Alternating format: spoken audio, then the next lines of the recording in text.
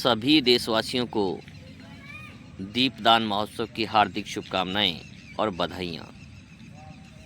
मैं आशा करता हूं कि आपका ये त्यौहार खुशियों से भरा होगा और आपके जो भी स्वप्न हैं वो इस वर्ष अवश्य पूरे होंगे।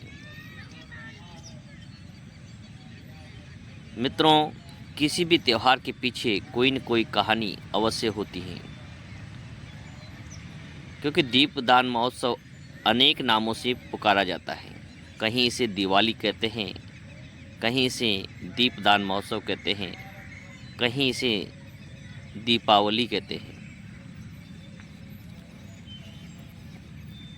हर शब्द का एक अलग अर्थ है।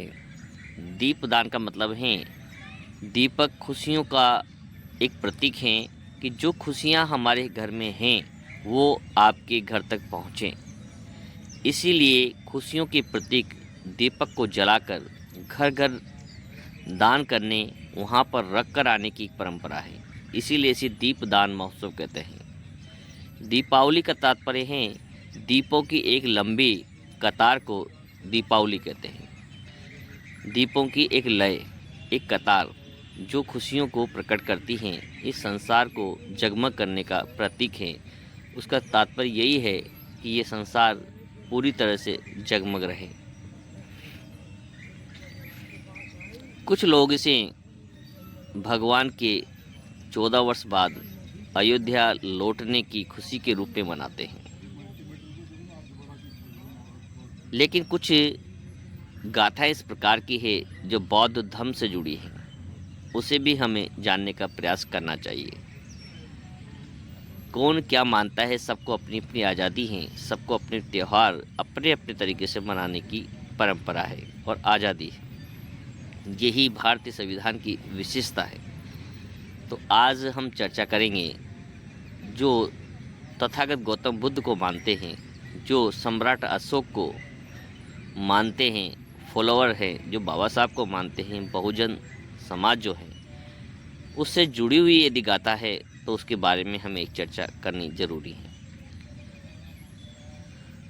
ये सब माना जाता है कि तथागत गौतम बुद्ध ने आज से 2500 वर्ष पहले जब धम्म की शिक्षा प्राप्त की, धम्म को जाना, बौद्ध धम्म को प्राप्त किया, तो उसे आम जन तक पहुंचाने के लिए उन्होंने काफ़ी प्रयास किए। और ये प्रचार प्रसार होते होते जब इसकी चर्चा कपिलवस्तु में राजा शुद्धोधन को पहुंची, तो शुद्धोधन बड़े आश्चर्यचकित रहे कि जिस बालक ने घर छोड़ दिया था वो, उसकी कीर्ति इतनी फैल रही है दुनिया में, तो क्यों ना उन्हें वापस घर बुलाया जाए।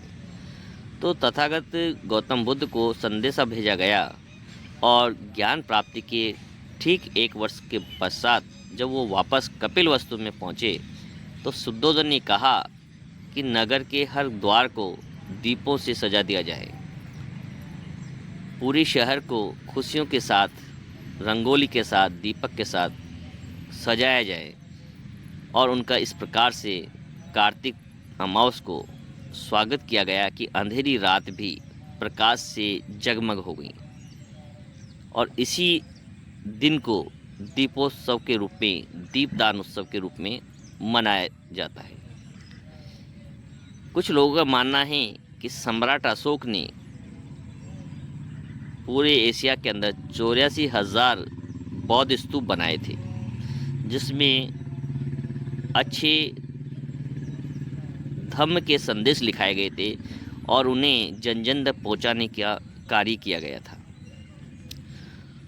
क्योंकि तथागत गौतम बुद्ध के ज्ञान को जब सम्राट अशोक ने अपना लिया था तो उसने अपना लक्ष्य बनाया कि दुनिया के अंदर इस धर्म को फैलाना है। तो उन्होंने 84,000 स्तूप बनाकर उन पर बौद्ध धर्म की शिक्षाओं को अंकित करवाया गया।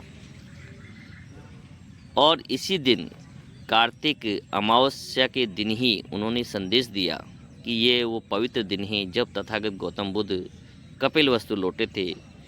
तो उसी दिन संपूर्ण जितने भी 84,000 स्तूप थे उन्हें दीपों से जगमग किया जाए, खुशियों को प्रकट किया जाए। तो आज ही के दिन जितने भी 84,000 स्तूप थे वहाँ पर दीपों की एक माला बनाई गई, दीप प्रज्वलित किए गए और उत्सव या दीपदान महोत्सव मनाया गया। तो तभी से जितने भी बहुजन हैं वो दीपदान उत्सव के रूप में इस दीपावली को मनाते हैं। इसी परंपराओं को बाबा साहब ने भी कहा कि कोई भी त्यौहार हो हमें अवश्य मनाना चाहिए और इस तरह से मनाएं जिसमें मानव कल्याण की बात की जाए, खुशियों की बात की जाए, एक दूसरे से प्रेम और करुणा की बात की जाए।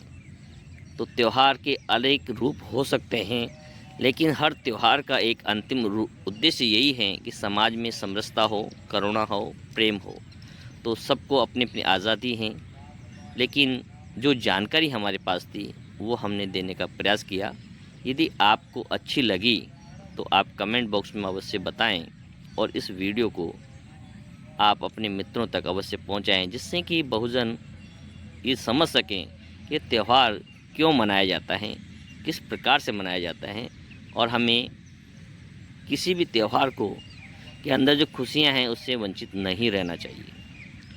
तो आएँ एक बार फिर से तथागत गौतम बुद्ध, सम्राट अशोक और बाबा साहब को नमन करें और इस खुशियों के त्यौहार को बड़े हर्ष उल्लास के साथ मनाएं।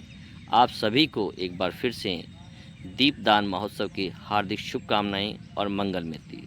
नमो बुद्धाय।